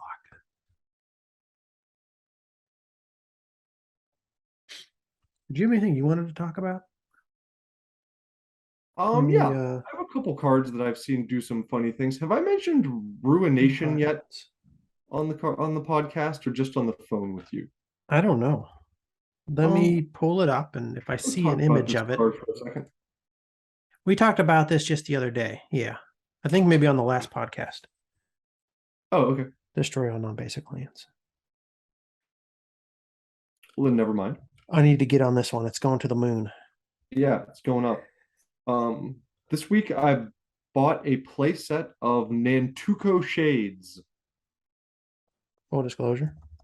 Full disclosure, and there's not many left, Steve. There's only like You did send me that 12. message, and I was like, "What's an Antuco shade?"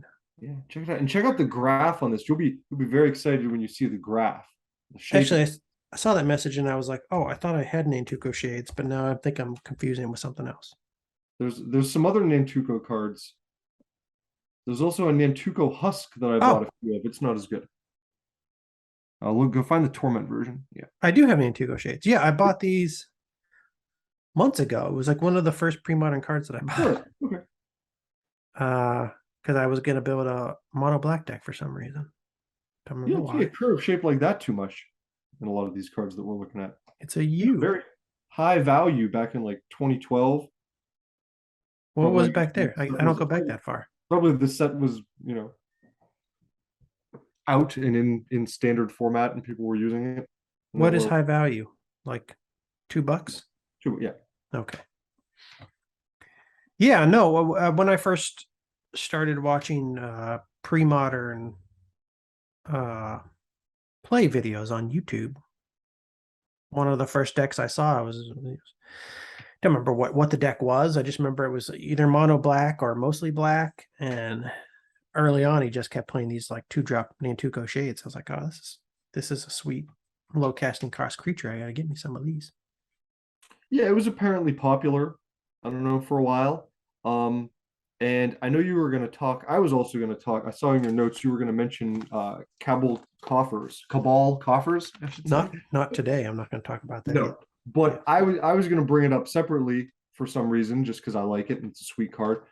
This card is from the same set and works Mm-hmm. really well with Cabal coffers. Oh yeah. Hope you pump it up. So I don't think we said what it does. Nantuko Shade is 2 black. It's a creature insect shade. It's 2 power, 1 toughness, and for 1 black, you can give it +1/+1 until end of turn. It's open-ended as many times as you want. So for 2 black, you get a 2/1 that's pumpable. Yeah, I like this guy. Aggro black.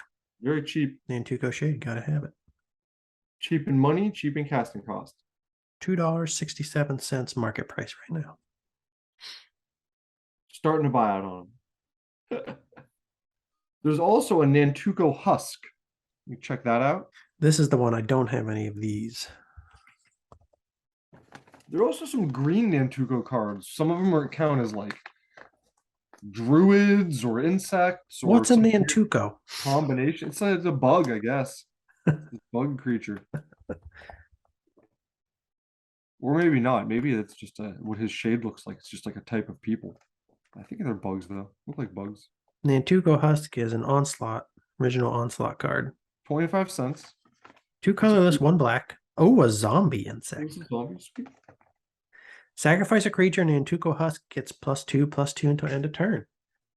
Another card for my sacrifice deck. My sacrifice deck's going to be full of cards that are pumped or have some ability, or have some effect when I sacrifice things, but I'm not going to have anything Good with with Festering sacrifice. Goblin, right? Wouldn't it?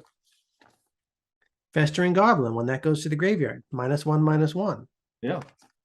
This guy gets +2/+2 To some target creature. -1. Yeah. Yeah. You use it with Mog Fanatics. You use it with. Yeah, I like it. Cheap card. 3 casting cost is, worse than the other Nantuko, but Not bad, not bad, not bad. not bad, not bad.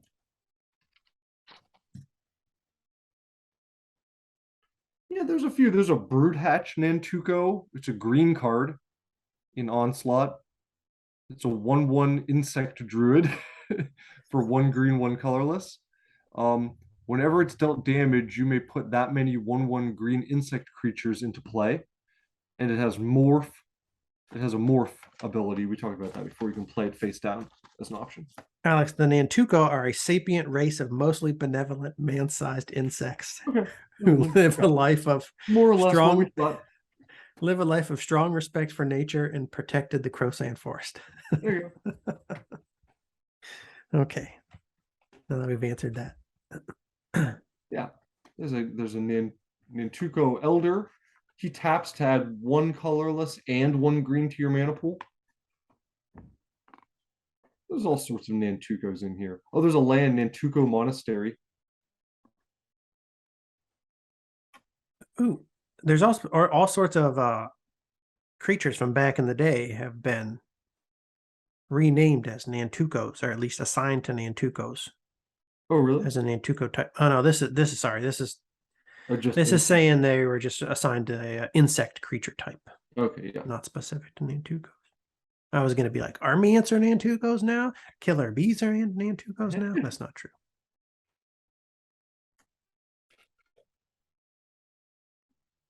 Sapient insects. During the time of major climate change in Sarpadia following the Brothers' War, the Thelonite order included humanoid insects who may have been Nantuko. May. Nobody's decided yet. Right. Do they know they can just decide? It's all made up. They can just say they are or are not Nantuko.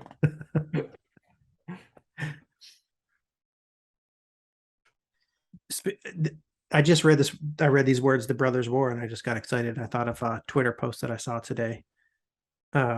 It wasn't announcing any news or anything, but it said something that like I'm really hoping happens. They were like, "Oh, perfect reprint for the Brothers' War sets coming up, or the Brothers' War set coming up." Isn't that what the set's called? That's coming up, the Brothers' War. Well, the medallions from Tempest. I hope this happens. We've Oh, talked about this previously. oh. I'm like, I That'd need be the nice. medallions to be reprinted. I want them from an angel deck that I'm trying to build. I don't want to. I would like to build mono blue decks and mono white decks, and I would love to have those medallions in them. But I don't want to pay like $150 for a playset of just Yeah, medallions from those one are color. too much money. It'd be They nice need to be reprinted. The problem is if they get reprinted, the old ones probably won't come down that much. Yes, they will. You think We've so? learned. I think we have to Oh, wait I a hope. year. That'd be nice. Wait a year. It's gonna drop, especially if the economy keeps going down, if stocks keep going down, if all assets keep going down, Magic's going to go down too. And the things that are going to go down the most, I think, are the things that were just reprinted. Fair enough. Not financial advice. I don't know anything. But also, it'll depend on how big the Brothers' War print set is. Sorry, print run, not print set. Didn't make any sense. Oh, the thing we were going to mention about the from the vault sets was the print run thing, I think. I don't know if you care about that or not, but that link I had sent you, someone does some math comparing it to like the Tempest set print run, for example. Yeah, when we were briefly mentioned when we were talking about that earlier, I was scrolling through that thread, but my mind was only half in it, so I wasn't. Yeah, so I mean, he used, and I don't know if this math is right, but they were estimating that there's between 30 and 50,000 of a From the Vault printed, 30 to 50,000 copies, which doesn't seem like too much, but they pointed out that each one has the same cards. So that's 30 to 50,000 of each of those rares entering the market. And if you compare that to a set like Tempest, that's right, because the print run numbers we see for Tempest, where it's like 400 million, that's all cards, right? Yeah, that's all cards. So if you figure out the rares, there would be, it's something like 26 million rares out of the 400. And then out of that, those 110 rares, which means there's 242,000 of each rare printed. And then 30 to 50,000 would be a 12 to 20% increase on the original print run of that rare. So that's not insignificant. Yeah. but it's not like doing the whole set again. You know what I Yeah. mean? Like including it in another set as a rare. It's still a fraction. You're looking at, a fifth or a sixth of an actual set worth of things, if that math is done right. Sorry. The market could absorb that without affecting the price if it was like a highly played card, but if it's not, Yes. that's going to make a big difference. And also, people might be buying those to like keep them sealed or put them on a shelf, and they might not see much. Yeah. And actually, when I looked a little bit of the art from some of those, I wasn't that impressed. So I was like, even as collectibles, I don't even know that I want those as collectible. Here's a random card. I'm getting to the point now where I forget if I've talked about cards before. Alex, come on, you got to make notes. Yeah, I know. Yeah, I'm gonna start doing that. Old Man, it'll be very on brand if Old Man Magic just like talks about the same thing every week. We just can't remember. Very appropriate. I'm just gonna mention again, because you were talking about sacrificing creatures and goblins and red black. Reckless Abandon is a 1 red sorcery from Urza's Destiny, Urza's Legacy. It's 1 red and you sacrifice a creature, and it deals 4 damage to a creature or player.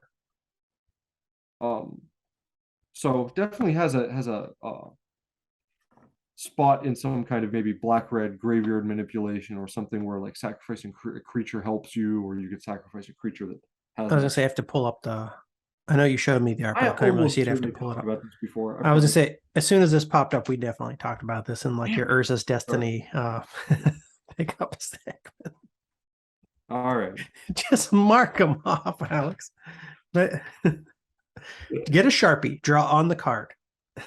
Okay. Put a check. Put a check on the card. Oh well. That's why there are some things that it'll be easy for us to check if we talked about them yet, because we can just look at the thumbnails of the episodes and be like, okay, if the card is on the thumbnail, we definitely talked about that card. Yeah. But not everything we talk about gets on the thumbnail. Well, I'll throw another financial thing. I mentioned this in the notes, is that this week there was a weird buyout of an invasion card, Spirit of Resistance. Okay, good. I want to talk about this because I saw you wrote this down, and I don't remember Spirit of Resistance at all. I had not seen Invasion. I wouldn't have remembered it, but I've never heard of it. Yeah, I haven't seen it before. It's obviously not reserved list or anything because it's from Invasion. What are these people doing with this one? I have no idea. This is very weird art. It is. It looks like the dinosaurs from that cartoon. What was the old cartoon? Land Before Time. Yeah, Land Before Time. Land Before Time dinosaurs in the middle of a nuclear explosion with multicolored lightning bolts coming towards their face. Yeah. 2 colorless, 1 white enchantment from Invasion. If you control a permanent of each color, wow, prevent all damage that would be dealt to you. This is very wild. Yeah, very specific, terrible. Very unusual. Why is it spiking all of a sudden now to like $10 from nothing? Someone just like went crazy on this. They're like, I need this card. The pain lands are being reprinted. Everybody's like, it's so much easier for me now to build 5-colored decks. The route to victory is Spirit of Resistance and pain lands. Also, if you have multicolored permanents, if you have multicolored that's also true. Then it is not too hard to do this. Prevent all damage dealt to you, which means even if you had pain lands in play, you wouldn't be damaging yourself with pain. I have no idea why this is spiking, but it is a interesting card. Very weird art. Only printing of this card. Invasion. It's not like it's terrible. I could definitely see you working this into a deck, but it's so weird that it never happened before, and all of a sudden this, it's clearly like one person doing it. It was under $1 for 20 years. When was Invasion printed? 2000. I'm gonna Google that.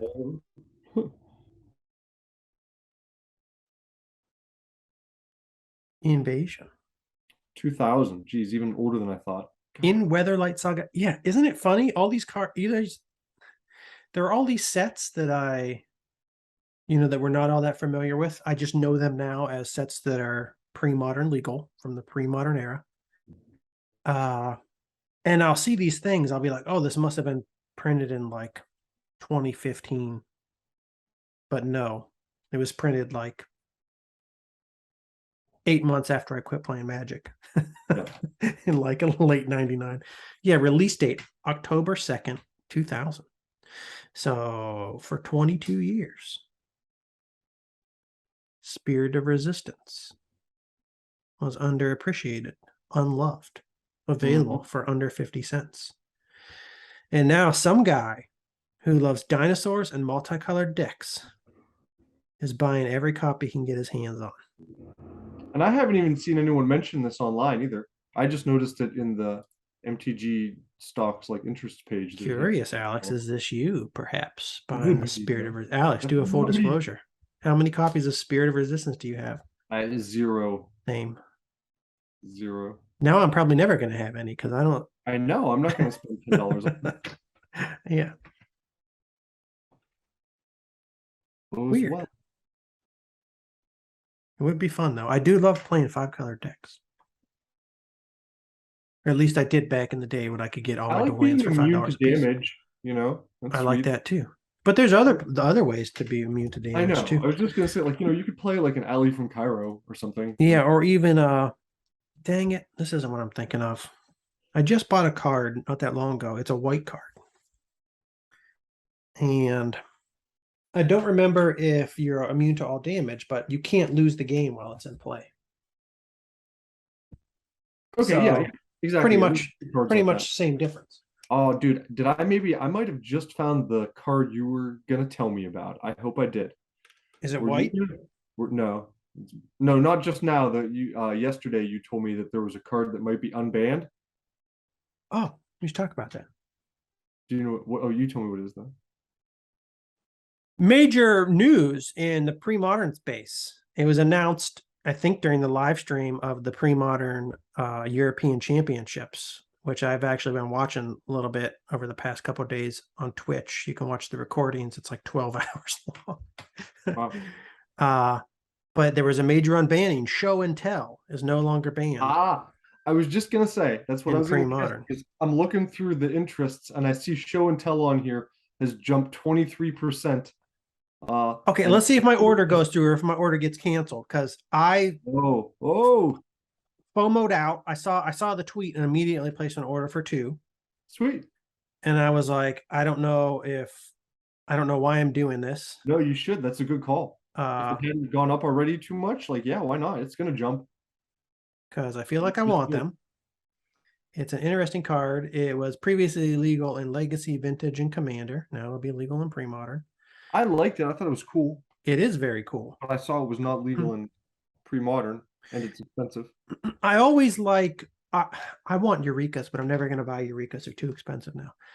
So when I see things that have like some sort of a Eureka-like ability, I'm like, cool, Yeah. that looks interesting to me. This would be fun to play. Show and Tell, 2 colorless, 1 blue sorcery. Each player may choose an artifact, creature, enchantment, or land card in his or her hand. Put that permanent into play. Eureka, I think, is just creatures. And it's not just one. It's like you go back and forth until you empty out everything that you can play. Yeah. But whatever. This isn't $700. Also, Eureka is only legal in like Vintage and stuff like that. Yeah. I saw this a while back and I liked it. Just was a little pricey and not legal and everything. But yeah, I'm not. I just like for some reason just placed an order for 2. I was like, I don't know what I'm doing. I was in a. It was I wasn't totally awake. No, I think it's okay. I think that's an okay move because cards spike when stuff like this happens. And I don't really. You already kind of want. You already kind of like. I don't see any bad reason to buy these. Yeah, I mean, I like it. I like it. I don't want to just not buy it and have it go up to like $150 and I never want to buy it. What'd you get them for? 20 something.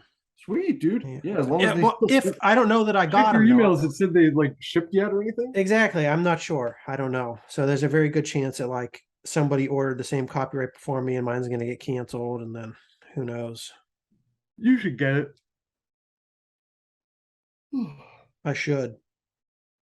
Life doesn't always work out that way, though.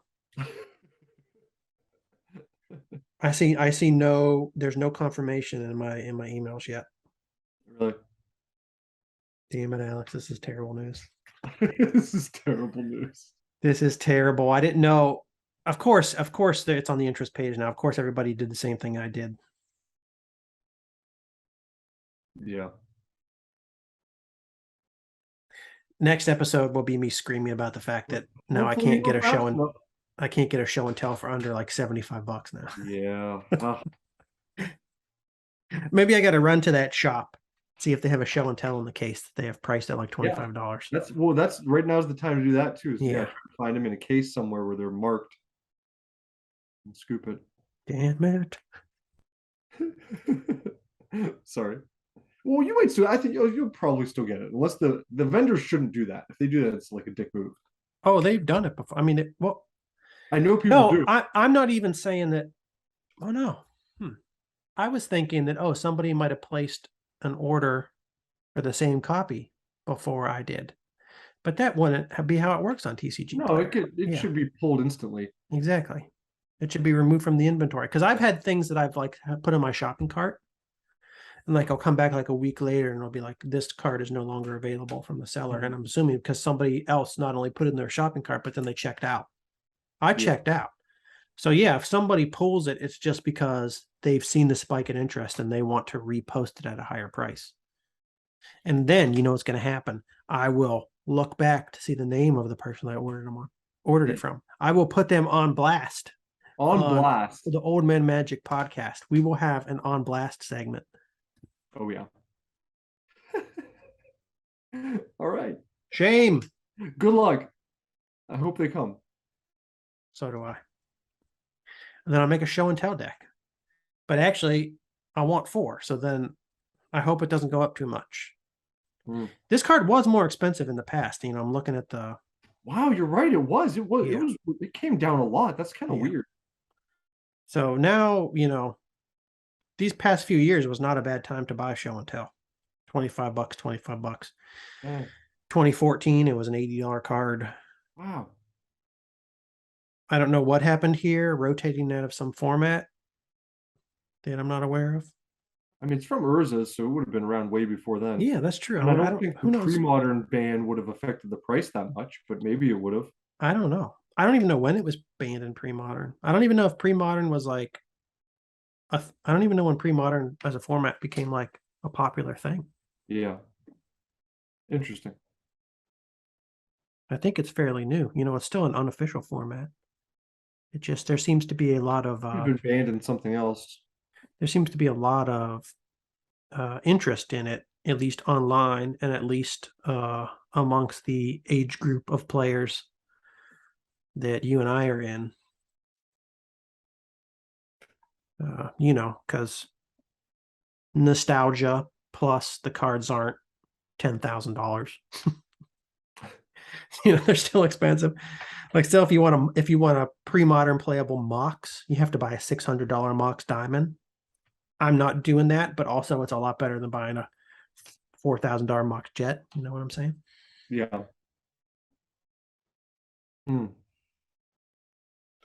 Yeah, we'll see what happens. We will keep an eye on show and tell. Yeah, sure will.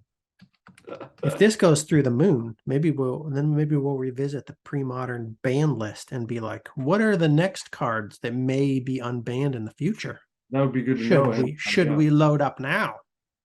Yeah. Maybe nothing will ever be unbanned in the future. I don't even know. I don't know why they decided to unban it. I haven't gotten to that part in the stream yet. I didn't see an explanation for it. I'm not sure why I was banned in the first place. I'd have to go back and look through decks. Yeah. Back in the day that used show and tell, and what it is that potentially made this card broken in certain formats. Looks good for my Colossus Sardia deck. If the other person isn't building around this card, if your opponent's not building around it, you know, they're going to get their best card in their hand into play for free. Yeah. Okay. But if you're building around it, the best card in your hand that you get to play for free is going to be some like 12 casting cost, you know, beat stick or something. So it's definitely, I can see how you could, make it very strong on the right deck. You could pull out some creature that, like, or enchantment, hell, that no one would normally use because it costs so much. Yeah. Some 9 casting cost trampling artifact costs us a Sardia, maybe. Yeah, think for, that like Parallax Tide, is that what it's called that we just talked about? Whatever. Think about bringing out a card like that like is like a super high casting cost enchantment that like can lock down all their lands or something, and you can do it now with 3 mana. Yeah, there's a ton of things you could probably do with it. Just not thinking of them. But yeah, that's Very true. versatile. You just sneak things out. I mean, we've talked a lot about creatures that you want terrible to play, but would be good in like reanimation decks. Yeah, big dragons, big, Yeah. big creatures. You can do that with show and tell without having to get them in the graveyard first. Yep.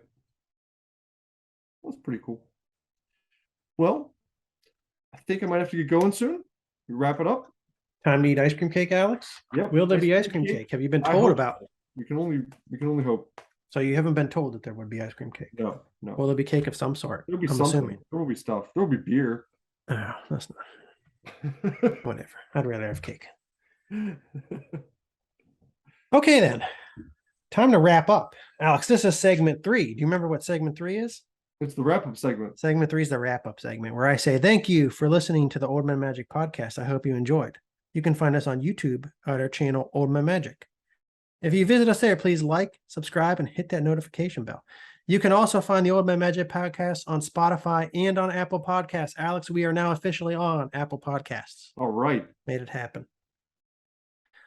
You can also follow us on Twitter at Old Man Magic, where sometimes I post. Alex never posts. I tell him to post. He never posts yet. Never posted. I'll post. Do you have anything to add, Alex? Try not to get us in trouble. Anything to add? Thanks for tuning in, and I hope everyone finds some cool cards in the random box at your local card store this week. Oh, yeah. Thanks for listening. Talk to you later, Alex. Peace.